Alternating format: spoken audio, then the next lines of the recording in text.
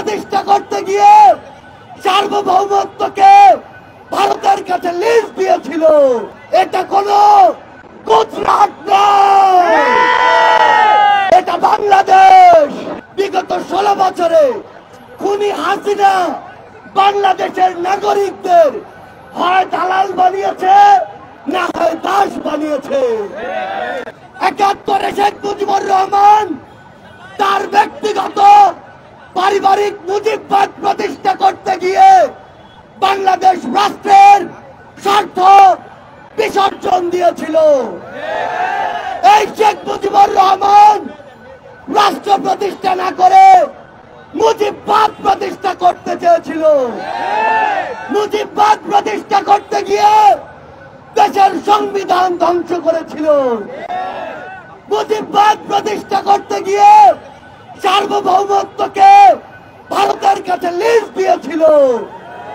মুজিববাদ প্রতিষ্ঠা করতে গিয়ে বিগত 16 বছরে খুনি হাসিনা বাংলাদেশের নাগরিকদের হয় দালাল বানিয়েছে, না হয় দাস বানিয়েছে। এই খুনি হাসিনা আমাদেরকে বিগত 16 বছরে নাগরিক হয়ে উঠতে দেয়নি। 24-এর ছাত্র জনতার অভ্যুত্থানের পরে, এত রক্তের পরে, জীবনের পরে আমাদের সুযোগ হয়েছে নাগরিক হয়ে ওঠার।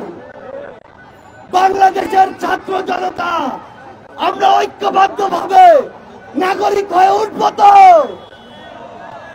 আমরা ঐক্যবদ্ধ ভাবে এই রাষ্ট্র বিনির্মাণ করব তো? আমরা মিস্টার মোদীকে জানিয়ে দিতে চাই, এটা কোনো গুজরাট নয়, এটা বাংলাদেশ।